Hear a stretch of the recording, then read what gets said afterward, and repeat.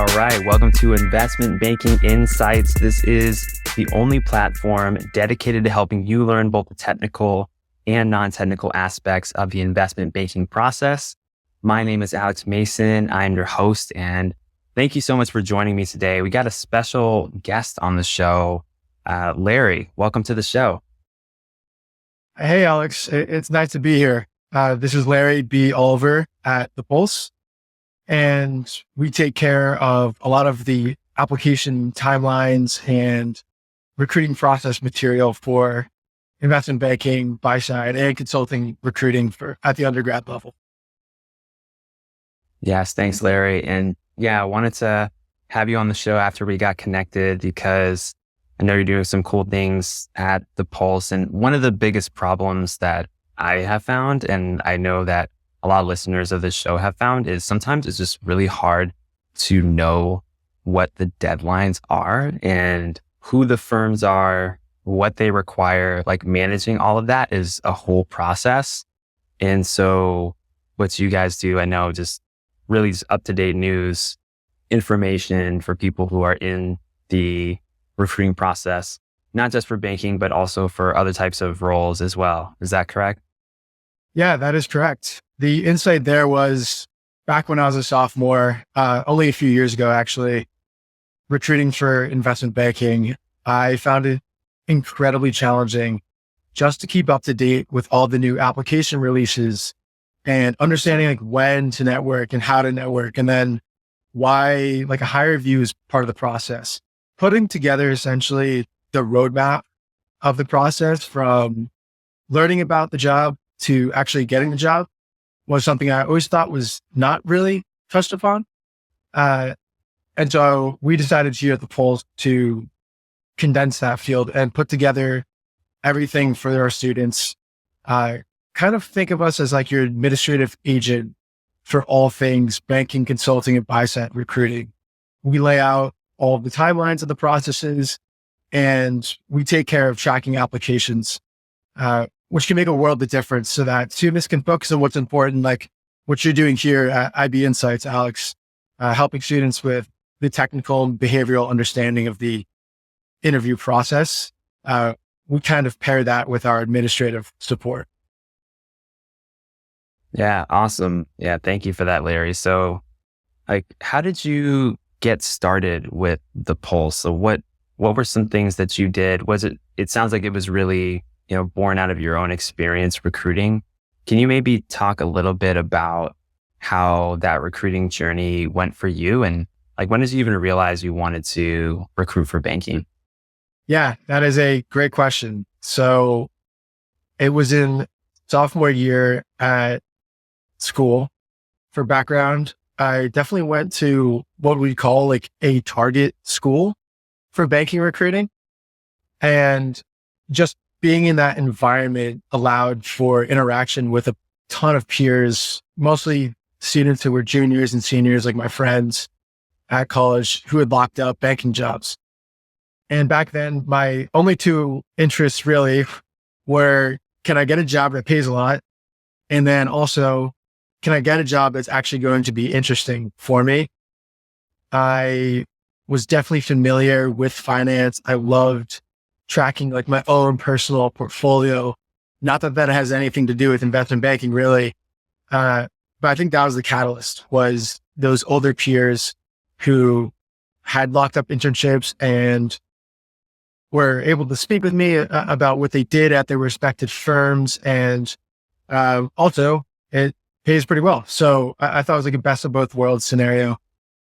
So I think that was like roughly the winter of my sophomore year is when I really started to get engaged with the process. And I believe it was about March when I started. For perspective, March would be kind of late today. Back then, I thought it was still early, but even starting in March, I had already missed applications for banks that I had never heard of before, like Moelis or Evercore. These are considered elite boutiques in the space, not really talked about much outside of the world of investment banking or private equity. And so that was a pain point for me, was where do I even look outside of like the biggest possible banks, JPM, Goldman Sachs, Morgan Stanley, et cetera. And I couldn't find any platform that really put together like a good list of firms for me. So I was always just digging around myself. And I had this really messy, like Excel spreadsheet trying to put all the different applications together and understand timelines. And I'd be missing applications. I'd be applying to applications. I'd be networking with people after applications had already closed. And this was all a problem. Thankfully, down the line, I was able to actually lock in an internship my junior year. So it did work out in the end. It was just a very unorganized and messy process. So when I was finishing up at school, I had a bunch of younger students ask me similar questions about the process. When are apps going to open? Like, how do I navigate the application process? And instead of answering all of the same questions at different times, I was like, hey, I will just put this together in a newsletter format, and you guys can all subscribe, and I'll just like release application updates, and this will help you tremendously. And so we've built out the platform since, but that was definitely the catalyst, was building off of my personal pain points from the recruiting journey. And our goal really is to give everyone a fair shake at the process. Whether you go to a target school, a non-target school, know people in finance or not, we will help you with everything related to keeping track of the applications and really staying on top of the process and staying organized. Awesome. Yeah. Thanks for that, Larry. That makes total sense. I mean, it sounds very similar to why I started IB Insights. You know, you have your own problem that you're trying to solve, and then you realize a lot of other people have similar problems. And so just creating that platform to help with that can be super valuable. And it's awesome. You were successful at your own recruiting journey, and then you turned around and used those skills and knowledge to help others. So I absolutely love that. Now, you said, I want to ask a couple of questions related to that journey of your own recruiting for a few minutes, actually, because I think that's a lot of listeners right now are in that exact same spot. Maybe they're a sophomore, junior, maybe they're even a freshman. They're trying to figure out, how do I get into these banking roles? And so these days, you said the timeline has shifted a little bit. What would you say is the big picture timeline for analysts internship recruiting, and how does it work? Yeah, fantastic question. So as I've previously mentioned, the timeline has only crept earlier. And today, if we're looking at the lens of class of 2027, so current sophomores looking for summer 2026 internships within investment banking or private equity, wherever in the high finance realm, applications are already started to open.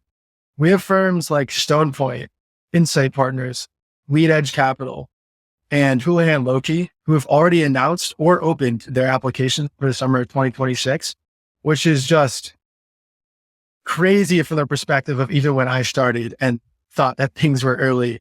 And I always remember when I was networking, people would explain to me like, wow, things are starting early, but it really does just creep earlier and earlier and earlier. Did you say 2026? Yeah, class of 2026, applications are open. Wow, they will only that's continue. wild to me. Yeah. So for a timeline perspective, we've definitely put a lot of time into thinking about this so that our subscribers are caught up to date. And to go into it a little bit, our forecast was that around the October, November time period, applications were going to start to open. So things have definitely jumped the gun just a touch. RBC is typically the bank that kicked things off. This year, it was Houlihan Lokey. And some buy-side firms, especially in the venture capital, private equity, and growth equity space, are looking to capitalize on taking interns, high qualified interns, without doing the traditional 2+2 recruiting process. For anyone not aware, usually you do 2 years investment banking and then 2 years on the buy side.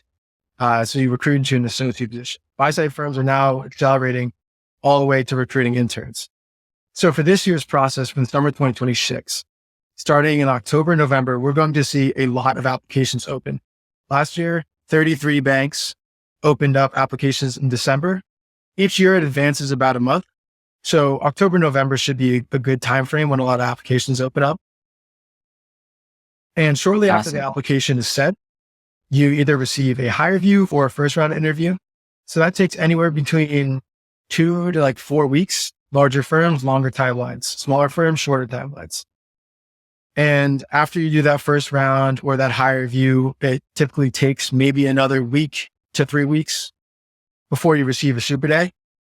And a super day is when you just get grilled for 3 hours in an interview, back to back technical and behavioral interviews with people at the given firm. And then you get your offer. So time to application to offer can be really short. It can take maybe a month, month and a half of when these applications open.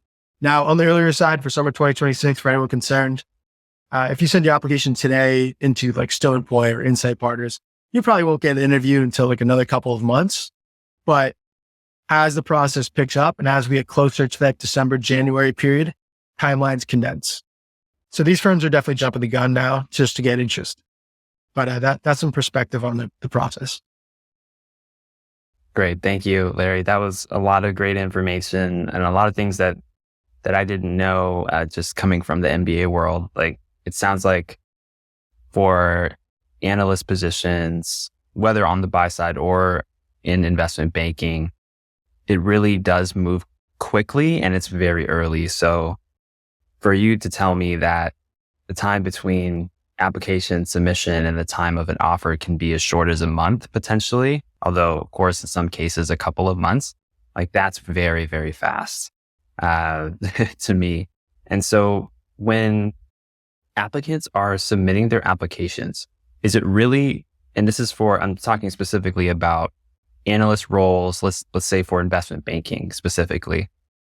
Okay. Is it typical for applicants to submit their application for their internship and then just get the call for the super day a month or two later and that's it? Yeah, that really is it. So let's say we're discussing the process for an elite boutique. Let's just use the name. We'll throw around Evercore, for example. If you apply to the Evercore internship, which let's say it opens in January of this year, you should always apply immediately because every application process is rolling. And unfortunately, when you're only a sophomore at college, every resume looks really similar. I have a 3.75 plus GPA. I am the president or the vice president of some investment or finance club. And I might have somehow gotten one relevant internship experience. And that is the crux of every single resume. So being at the top of the pile when a firm has allocated, let's say 100 total spots to the internship program is really helpful because as the teams parse through the resumes in the top of the stack get preference, because the teams look at, hey, I have 100 spots. This guy looks good. This girl looks good. This person looks good. And they move the resumes. And then as they get to the bottom of the stack, they're like, oh, we only have 2 total internship spots left. And now you have a pile of still thousands of resumes competing for 2 spots. So applying early and often is critical. And going back to the timeline, Evercore, if you apply in January, February, within 2 to 4 weeks, you'll get the call for a first round interview. That'll usually be an analyst or associate, more of a behavioral process where they'll just ask you a couple of questions about yourself, what you've learned over the years, and why you're a good fit for the job. And they might round it out with a few technicals. So it's always something you need to be prepared for. And then shortly after that, maybe a week or 2 later, you'll get the call for the super day. You get the super day. That's 3 hours-ish of really just intense behavioral technical interviewing. And then the process is wrapped up. So you can apply to Evercore February 1st and have the offer in your hand February 20th. It really is a fast moving process. Okay. That's great to know. And on the one hand, it feels like a double-edged sword. There's, I think, some negatives to that in the sense that if you're not ready, you can miss the window just like that. Yep. But the good news is if you are prepared, if you have been working, if you have the planning and intention behind this, you could be sitting with your offer, before spring break, right? So that can be a big win. One thing that people listening might be wondering, especially if they're, maybe some younger candidates, is sophomore year really the year to begin this process? You mentioned that one of the things is, it sounds a little crazy, but just having relevant experience, even as a freshman, is kind of the crux of a quote unquote good application for these roles. So I want to back up a little bit here, because I'm thinking about the person listening who maybe they haven't even gone to college yet, and they Yep. want to prepare the best that they can. What does that look like? Like, what kinds of things can they be doing even as a freshman to start thinking about this, preparing for it? And when is that ideal time? Is it sophomore year? Yeah. Fantastic question. The most successful candidates we see, and we speak with a ton of students every single year, hundreds or thousands of students, depending on the volume. And the most successful candidate by far are the candidates who knew about the process and have been preparing for it since before college even started for them. So somewhere between, senior year of high school and freshman year of college, they got the insight that investment banking with a high finance career path was something they wanted to pursue. And then naturally, they just had more time to think about it, understand what the job entails, and then lastly, and most importantly, understand how to attack the recruiting process. So for anyone listening that is on the younger side, it really is never too early to prepare. And the earlier you prepare, the easier the process should be for you. If you start sophomore year these days, sophomores just got to campus like a month ago. And if you just are starting to think about it now, like, you're not late by any means, but you're starting to think about it at the same time when a lot of other people are starting to think about the process. And so if you want to be ahead of the curve and be that candidate that just seems like they already belong in the role, starting in freshman year, at least like winter of freshman year, getting some thoughts together on what you want to do for your junior year summer internship is the right approach. I think the one thing about timelines being accelerated that is really nice is it kind of throws away the importance of having a sophomore summer internship. So I know we get a lot of questions about how am I supposed to apply for junior year summer internships when I haven't even gotten my sophomore summer internship? And that's a natural conflict. The short answer is it really doesn't matter. You just need to prepare for the junior year summer internship starting in sophomore year. And I know a ton of students who lock in the junior year summer internship early and then just have the summer free for sophomore summer. Take it off, relax, enjoy. That being said, it makes it more important then to have a freshman summer internship so you have one semi-relevant experience to discuss in interviews. Finding smaller firms, leveraging your own personal network, leveraging the network of some of your near peers is the best way to get those early internships, freshman summer. And it's really just needed for like a talking point during your interview process. Interviewers typically aren't going to grill you on your freshman year experience. So it can be, you can be more or less pushing paper freshman year for that summer. But as long as you worked at a bank or a fund and you can throw that on the resume, that will pay dividends going forward during the junior year summer recruiting process. Okay. Yeah. Thank you, Larry. That was actually going to be my next question is, what do these freshman internships look like? Like, I remember in my undergrad, I wasn't pursuing finance at the time, but I remember just trying to get any random job just to have something to do. And then sophomore year, I started to get more serious and intentional. But you're talking about 18-year-olds basically Yep. deciding their future, which is a huge thing. Many people have no idea what what they even want to do. So that brings me to my next question. Obviously, you're going to have some of those candidates who are super focused, who are intentional, driven. They're 18, 19 years old. They're working hard freshman year, sophomore year for that junior summer internship, and they're ready to go. And that's awesome. But what if you're a little bit older? What if you're maybe a little bit later to the process? What should a candidate do? Let's say you're a junior in college and you've seen your friends like do these banking internships.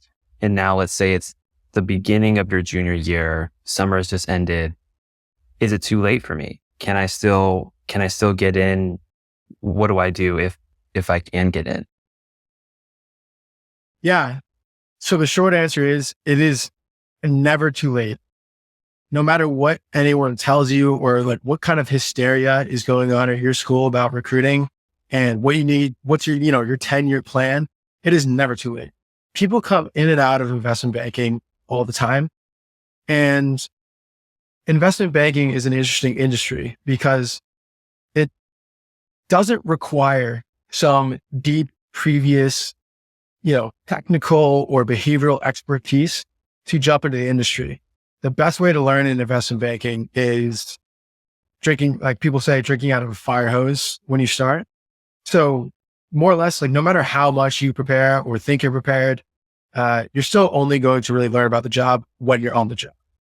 So if you think you're a little late to the process or, senior year, you wake up and you say, hey, I want to try out finance, you are never too late. What it's going to require though is an intense focus on networking and specifically looking for those in the industry that have had your previous experience. We see this personally with a lot of engineers. Alex, similar to yourself, a lot of engineers may go through the process, the whole engineering education in college, in engineering school, thinking that they want to be an engineer. And then they wake up and say, hey, I actually want to do something a little different, but also stay in a realm that is sophisticated, intellectually stimulating, and, still very technical, which investment banking becomes a decent fit. And for them, what's important is if I was an engineer and I'm a senior, the three things I would do is number one, get my resume shaped up to be in the finance resume format. I don't get like compensated for this or anything. I just think the guy has a really good format. It's the breaking into Wall Street investment banking resume template is really what you need. And that's a quick Google search to find that. And just copy that resume format verbatim. Step two is immediately go to LinkedIn and Rocket Reach and start picking up the phone and trying to find other people who were previously engineers and have now entered the investment banking field and look to just organize some quick networking chats. The full-time process anyways, outside of the internship process, is much more geared towards your networking and kind of like an internal referral system. Whereas the internship process is much more generalized and more bureaucratic per se. And not nearly as focused on like referral based hiring. So those are two things that you absolutely need to do. And the third thing you need to do, which is a consequence of really the second step of the networking, is having a good understanding of what the job is. For full-time, a firm is looking to hire somebody who can hit the ground running day one. Sure, there's definitely still some prep and coaching going on at the firm level, but their goal is to hire someone who's going to be there for at least a year or two, or even 5+ years. And so you need to be able to hit the ground running and learn about what the industry is starting today. Don't be like a tourist in the space is kind of a good phrase I like to say. I like that. Don't be a tourist. Yeah, thank you. That makes a lot of sense. It really isn't too late, and it comes back to the underlying business model of banking and just the nature of it. It's a lot of work. There's a lot of human capital needed to perform it well. at a high level. And that is from, MD all the way down to analyst intern level. And so you're always going to have people who are saying, you know what, like, this is a lot. I'm ready to move on to something else, whatever that something else is. But the work still needs to get done. So new slots are opening up all the time, Absolutely. particularly at the analyst level and at the associate levels in investment banks. So yeah, thank you for that, Larry. Never too late, but obviously you got to change some things up. Really appreciate that 3-part framework there for a hypothetical senior engineer student. So yeah, thank you for that. Of course, it's never too late. And truthfully, some of the best analysts and associates are the ones who never took a finance class in college. It really is something you learn on the job. However, learning how to recruit is a whole nother skill that's only helpful. Yeah, exactly. There's the learning how to recruit part, which, we've been talking about. And then there's also kind of those just other foundational skill sets, like your curiosity, your drive, your level of professionalism. Those Yep. things certainly come through, and I think are even more important for the full-time recruiting, right? Absolutely. Absolutely. Those aspects, more of like the soft skills per se, go a very, very long way for someone in full-time recruiting, or even when you're an intern trying to get that full-time offer. Those are the skills that set you apart from the rest of the pack. Yeah, absolutely. So you are in the industry right now, right? I know you're running Yes, I the am. Pulse with your team there, but what has the industry been what you've expected after you recruited into it? What are some things that you've learned being an analyst? I would say it is totally different from like everything you might read on any of the forums about the industry. It's not nearly as dramatic, I think, as it's portrayed when you're like recruiting. As an analyst, my main task is to run ad hoc analysis to make the jobs of my seniors easier and to provide them with material that they can then analyze on their own and draw conclusions from. That is the role of the analyst. An analyst doesn't need to be somebody who's going to show up every day, full suit and tie, chatting with clients all day. Like that does not happen. As an analyst, I mean, you could be sectioned off into some dark corner of the office within a group of other analysts, just banging away on PowerPoint and Excel all day. That definitely happens. From my perspective, what I love about the industry is how high touch it is to just learning about how businesses work. So you might be siloed into, I don't know, like M&A, or you might be siloed into the consumer group, or you might be siloed into the tech group. After those 2 years, you're going to know so much about those industries and the inner workings of those companies by the virtue of just putting in the time, 70 plus hour weeks, grinding away on different material for companies, different material for your seniors. You're going to learn so much about those industries, which I really like. I think some of the downsides of being in the banking industry are ones that have been discussed before, but don't really get as much of a spotlight as I think they should. And that's the nature of the business being transactional and being like a fee-based business model. Banks are in the moving business. They're taking a company and they're selling it, or they're originating loans and they're selling those loans like 9 times out of 10. So being in that moving business model, I think is not counterproductive, but not helpful for really digging into any given name or deal you cover and drawing like your own long-term view of that business. Since the goal is so like here and now, this is what we're doing. We're originating the loan and we're going to sell it. And like, sure, we have a long-term view that the loan's going to perform well, but that is more so in the interest of the investor and up for them to draw their own conclusions. rather than for us, it's moving the product.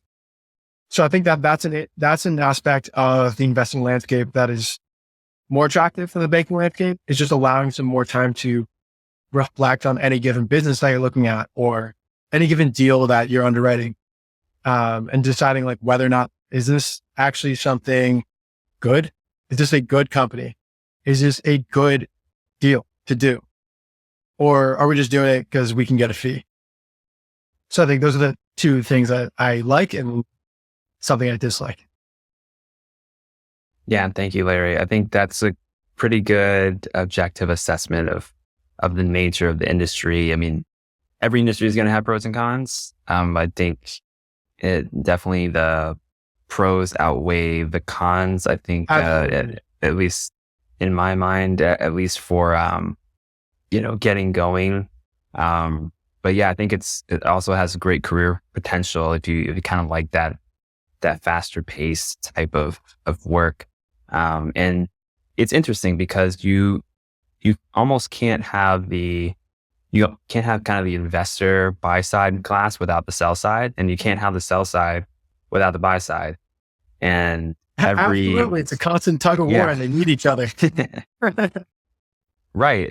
It's the way that the economy works. So I think one of the things that I want to highlight that you said, Larry, just now is, you talked about learning so much in your role now about the different businesses that you've been exposed to. I mean, that alone being, especially, as an analyst in your 20s, like that's a huge education that you can carry with you throughout your career, whether you stay in banking or do something else. So that's super, super valuable. Definitely the learning experience you get as an analyst, and even some of the less, I don't know, let's say, for lack of a better word, like less important skills, but even just learning Excel shortcuts and things like that are skills that are really helpful for anything else you do in the rest of your career. And I think just by the nature of being in that room with people making important decisions, and then also just being in that seat, looking at that given industry for usually double the amount of hours a week that any other quote unquote role job might be working, gives you such a good foundation and education that you can really leverage to go into any other field or stay within your field going forward. So I would never trade out my experience for any other experience. But I definitely think, there's certainly pros and cons to it. Yeah. Well, thank you. Thank you, Larry. Shared a lot of amazing information with us. So thank you for that. As we wrap up, I want to circle back to the Pulse real quick. And can you tell us some, any interesting things that you're seeing right now on your end? I know you and your team, you're reviewing a lot of resumes from students. You're constantly keeping your eyes on deadlines and things like that. Any key insights as we close that people who are going through the application process right now could take action on? Yeah, I think the number one thing somebody can do right now to give themselves a leg up in the process is reaching out to those who are a little bit more senior. It is really easy as a college student to just DM analysts or associates or email analysts and associates and limit it to that scope. But analysts and associates get the most messages, and they're not really compensated to take the calls. So it's really out of someone's just good nature, and, they feel good that day, they'll take that call type of situation. They're also working the most. So their time is just really constrained to be able to take chats with college students. And lastly, an analyst or associate, those are the most junior people in the totem pole of any bank. So they don't have as much decision-making authority. So the best thing to do that I think is underutilized is reaching out to VPs, executive directors, or managing directors and asking them for a chat. They work less hours, typically, although the jobs might be more stressful, for sure. and they get far fewer messages. And also they have decision-making authority, substantial decision-making authority to help you advance in the recruiting process. That is the number one insight that I think is underutilized. And from my angle with regards to application timelines, for anyone who's thinking about the industry or like thinking about applying to a certain job that they see open, investment banking analyst at X firm, and they're unsure about the firm, it is always worth the application. It takes you 5 to 10 minutes to fill out the application. And if you get an interview, even if it's for a bank that you're not particularly interested in or a location that's unattractive to you, it's still prep and experience moving forward. And it only prepares you better for the other applications. I know some people benchmark pretty heavily on, I'm only going to take a job if it's at Goldman Sachs or something. Like, that is not a good mindset to have, because you're really limiting your optionality there. And hey, like, a Goldman might have more turnover than anywhere else in the street, and that's not for good reasons.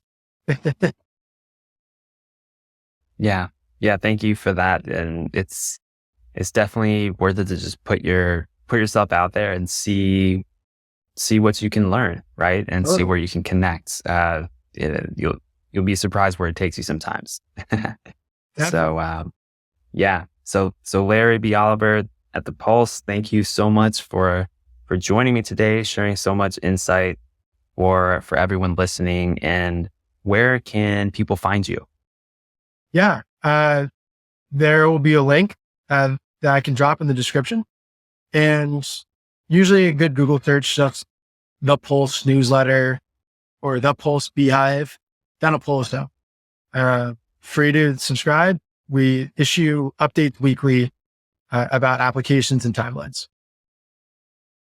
Awesome. So yeah, you heard it here first on Investment Banking Insights, The Pulse newsletter, weekly updates. I will definitely be putting that link in the description to this episode. So check that out. And until next time, this is Alex Mason with Investment Banking Insights. Have a great day. Thank you so much for having me.